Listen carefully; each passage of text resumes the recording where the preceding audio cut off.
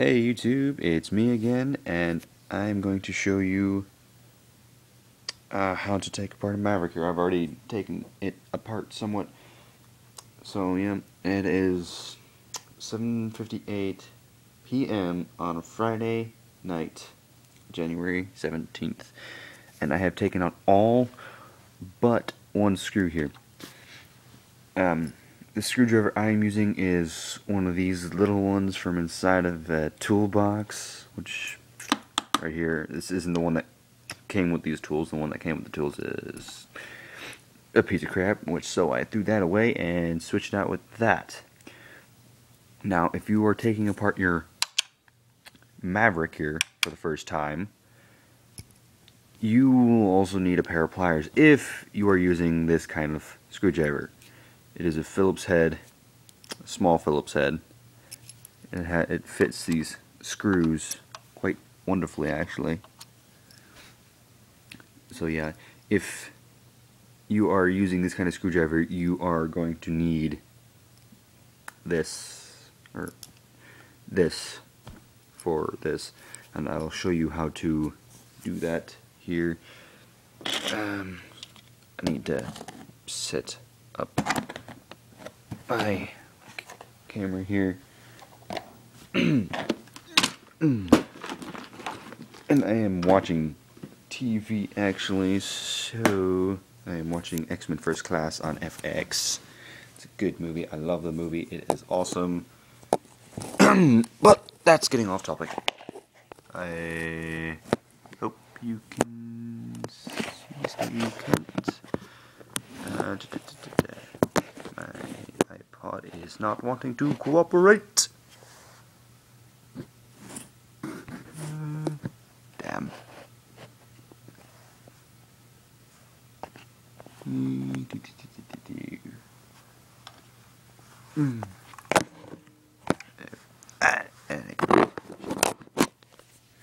There we go.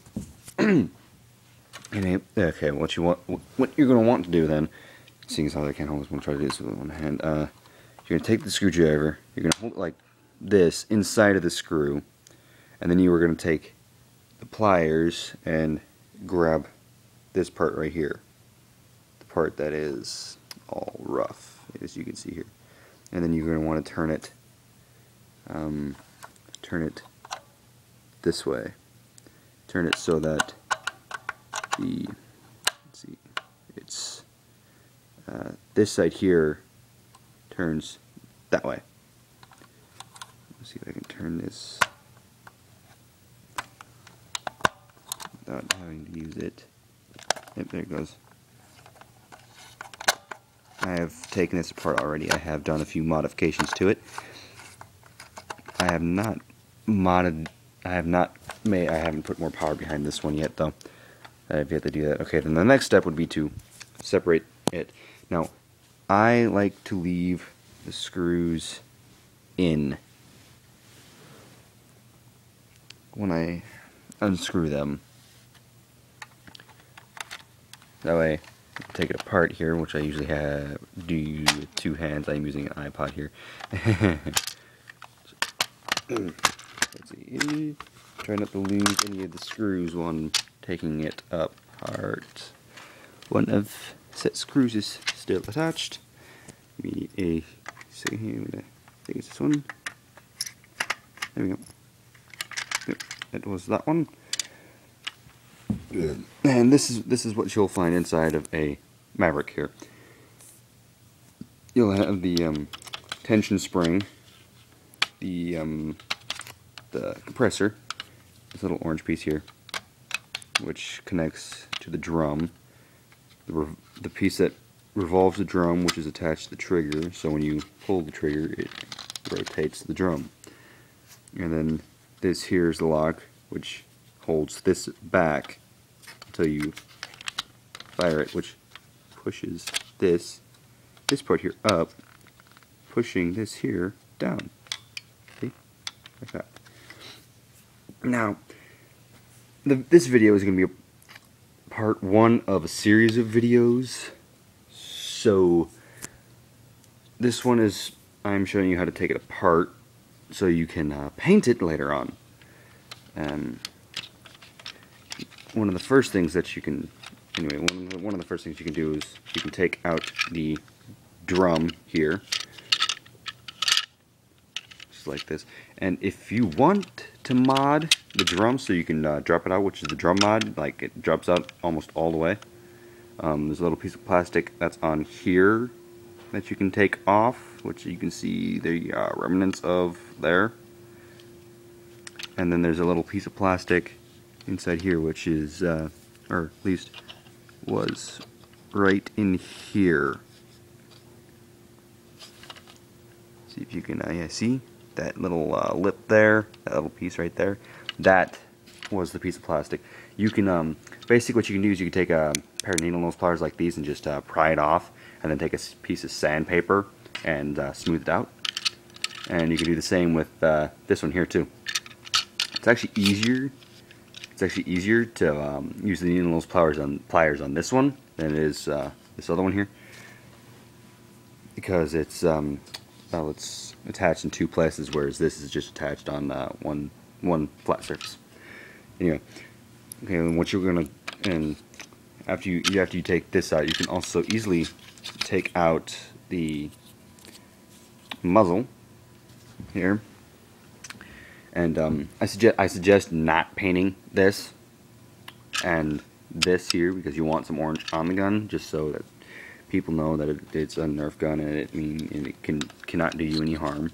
The next thing you can do is take out the spring and the locking mechanism for the piston, and try to keep all the parts together too, like parts that go to certain systems and whatnot. I got the little rail attachment spring and clip there with the top part of the pump arm. You got the firing mechanism, or well, the mechanism that produces the air that comes out of these little holes here, and I did the restrictor modification on it, which I will show you at some point.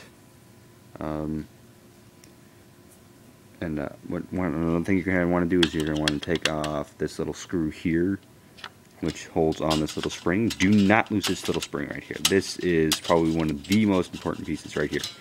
I mean, all the pieces in here are important, but this little spring here is what draws the arm back. See? You can see it move there.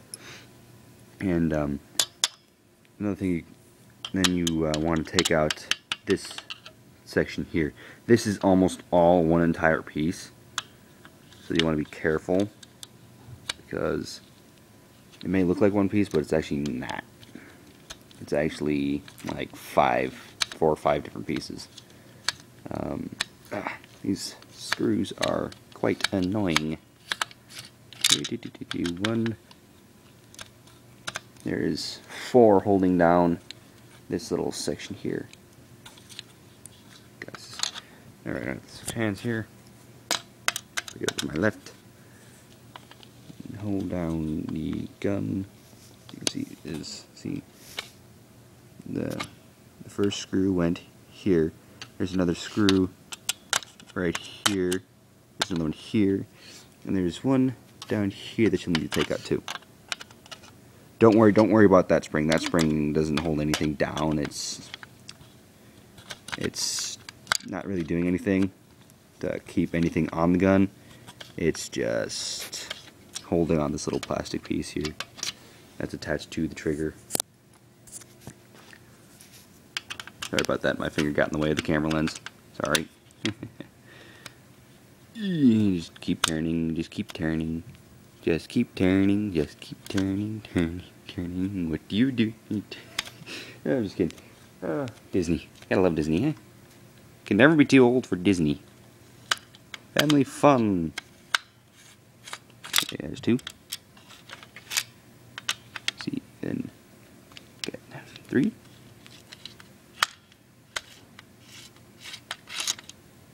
And then 4. There we go. 4 screws. Okay, then when you take out the 4 screws, and once again, you want to take them and put them off to the side. There's 2 more right there. See, and there's 3 there now, and the 4th one is down in the bottom. Okay, anyway, when you take out the parts, they will be configured like this.